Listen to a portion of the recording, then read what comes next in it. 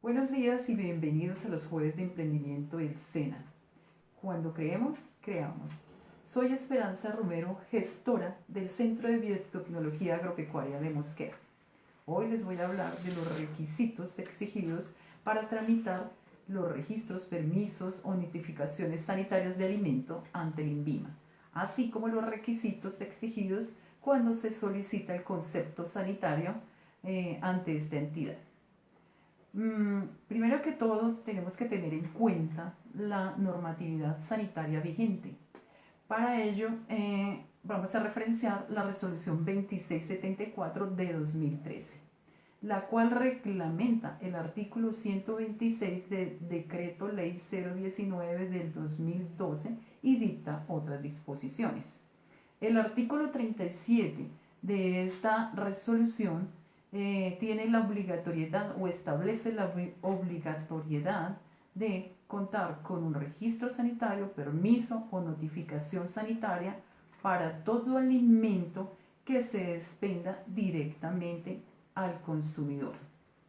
Esta obligatoriedad tiene unas excepciones y son, primero, aquellos alimentos naturales que no sean sometidos a ningún proceso de transformación, tales como los granos, los vegetales, las hortalizas frescas, la miel de abeja y otros productos apícolas.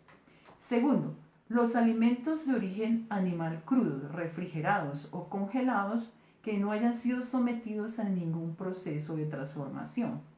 Tercero, los alimentos y materias primas producidos en el país o importados para utilización exclusiva de la industria o el sector gastronómico en la elaboración de alimentos y preparación de comidas.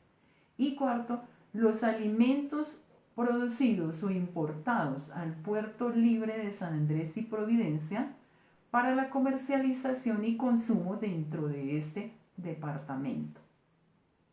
Resolución 2674 de 2013 en el artículo 3 define los alimentos de acuerdo al riesgo en salud pública. Entonces, los alimentos de mayor riesgo en salud pública son los alimentos que pueden contener microorganismos patógenos y favorecer la formación de toxinas y de estos microorganismos. Pero también son alimentos que pueden contener productos químicos nocivos. Como ejemplo de estos alimentos están la leche, los derivados lácteos, el agua y los derivados cárnicos. Los alimentos de riesgo medio en salud pública son los alimentos que pueden contener microorganismos patógenos, pero normalmente no favorecen su crecimiento debido a las características del alimento o al proceso al que han sido sometidos. Ejemplo de estos productos son las arepas, las empanadas y las pastas alimenticias. Los alimentos de menor riesgo en salud pública son los alimentos que tienen poca probabilidad de contener microorganismos patógenos y normalmente no favorecen el crecimiento de estos microorganismos debido a las características de los alimentos. Y también son alimentos que probablemente no contienen productos químicos nocivos. Ejemplos de estos productos está el café, el té, la panela, el chocolate de mesa, el azúcar y los cereales de desayuno. Si ustedes quieren consultar qué clasificación tienen los alimentos que ustedes procesan, es importante consultar la resolución 0719 de 2015. Esta resolución tiene por objeto establecer la clasificación de alimentos para consumo humano de acuerdo con el riesgo en salud pública y tiene un anexo técnico en el cual se clasifican todos los alimentos en grupos, en categorías y en subgrupos.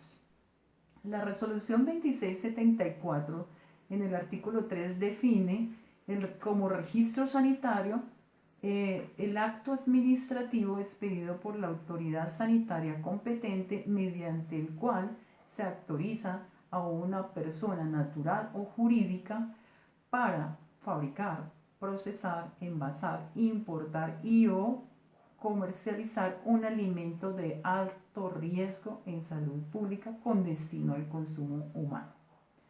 Permiso sanitario es el acto administrativo expedido por la autoridad sanitaria competente mediante el cual se autoriza a una persona natural o jurídica para fabricar, procesar, envasar, importar y o comercializar un alimento de riesgo medio en salud pública. Y la notificación sanitaria es el número consecutivo asignado por la autoridad sanitaria competente mediante el cual se autoriza a una persona natural o jurídica para fabricar, procesar, envasar y o importar, comercializar un alimento de riesgo, de menor riesgo en salud pública. Ya teniendo estos conceptos y clasificando el alimento en qué tipo de riesgo se encuentra, pues ya determinan ustedes si necesitan un registro sanitario, permiso sanitario o una notificación sanitaria.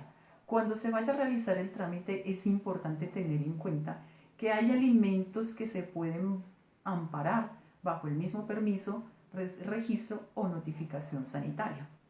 Estos casos son, primero, cuando se trate del mismo alimento elaborado por diferentes fabricantes con la misma marca comercial.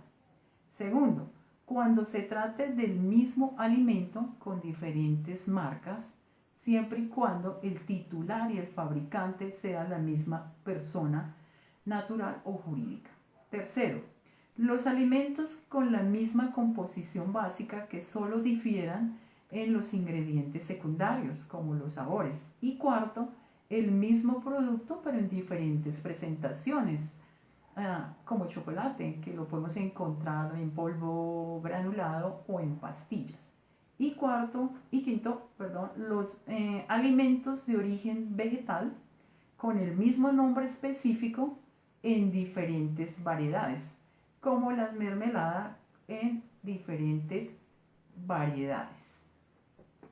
Los requisitos establecidos en la resolución 2674 para los alimentos de fabricación nacional son inscribir la empresa ante el INVIMA.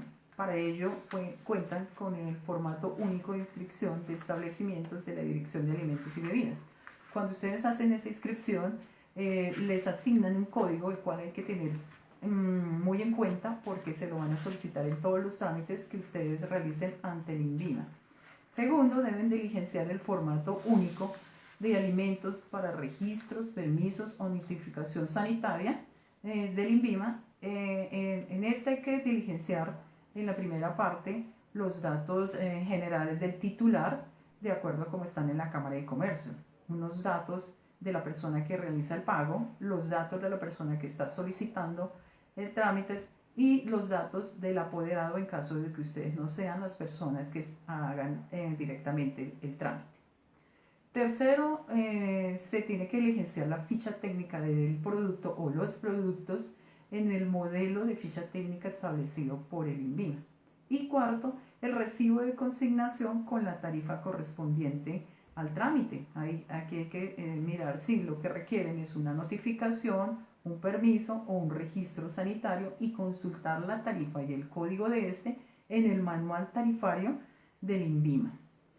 Los requisitos para los alimentos importados son los que acabo de mencionar y adicionalmente se les solicita el certificado de venta libre, el CVL, la autorización del fabricante al importador y la autorización del titular cuando el fabricante corresponde a un tercero.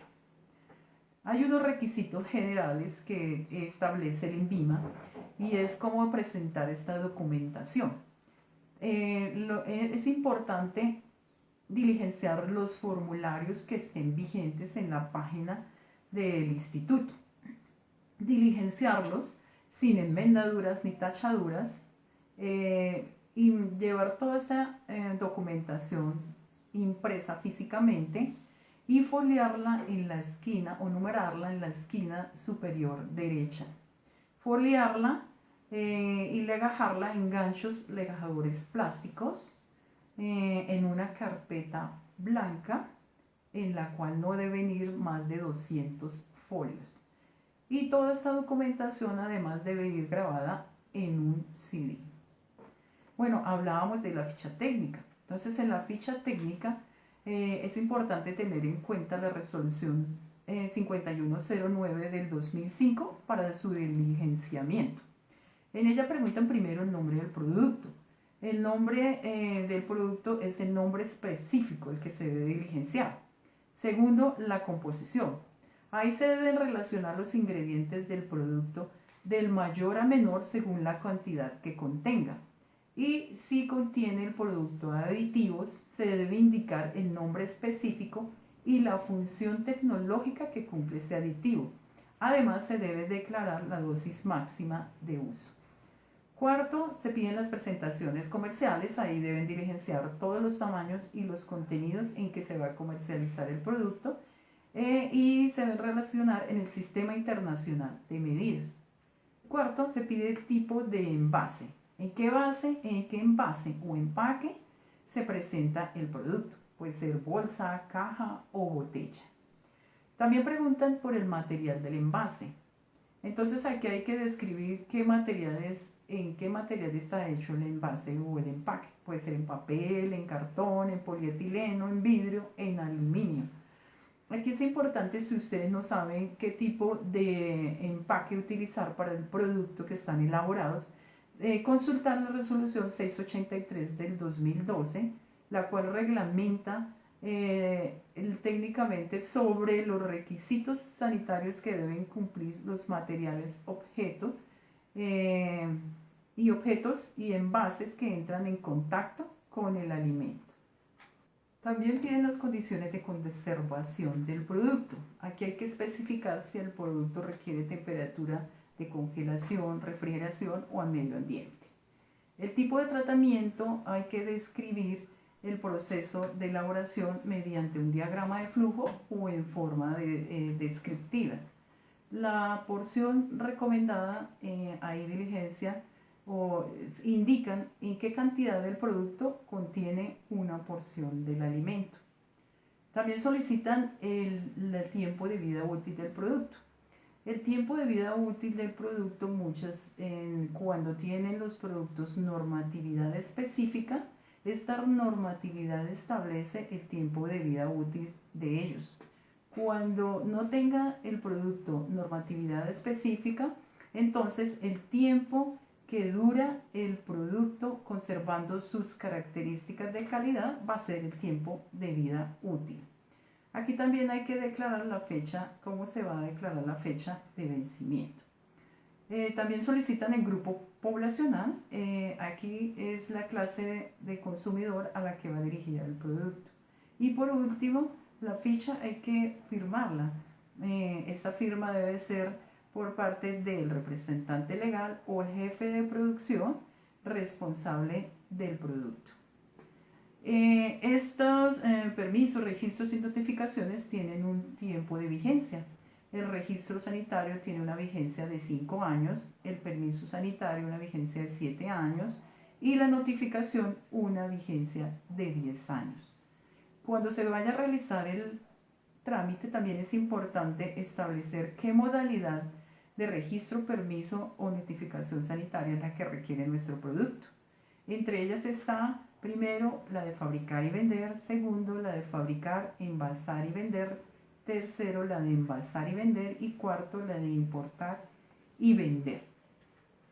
Bueno, hasta aquí lo referente con los registros sanitarios. A continuación, nuestro compañero Dickens Buitrago Vanegas va a explicar los requisitos requeridos cuando hacen una visita para dar el concepto sanitario. Bienvenido, Dickens.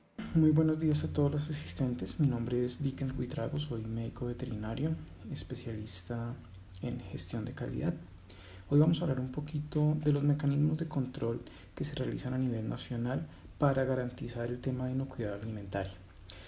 Básicamente, de lo que va a tratar hoy esta pequeña charla es acerca del modelo de inspección, vigilancia y control, IBC-SOA, ya vamos a ver el porqué de las siglas, que se realiza a todos los establecimientos que producen, comercializan o fabrican alimentos a nivel nacional. Este procedimiento, este modelo es aplicado por los diferentes entes territoriales de salud o las entidades responsables de generar las acciones de vigilancia a la producción de alimentos, como son el Instituto Nacional de Vigilancia de Medicamentos y Alimentos, INVIMA, quienes a que le corresponde toda la parte específica de fabricación, y ya los entes territoriales, como se los decía hace un rato, toda la parte de expendio y transporte.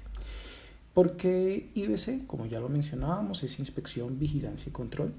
¿Y por qué SOA? Eso significa severidad, ocurrencia y afectación. Y es que este modelo está diseñado para trabajar basado en riesgos.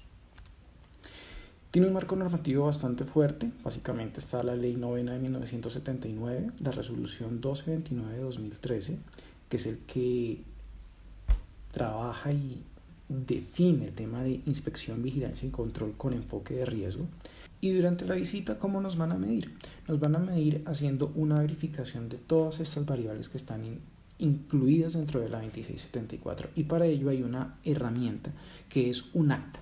Esta acta es un acta ponderada. ¿Qué significa que es ponderada? Esto cambió en los últimos años.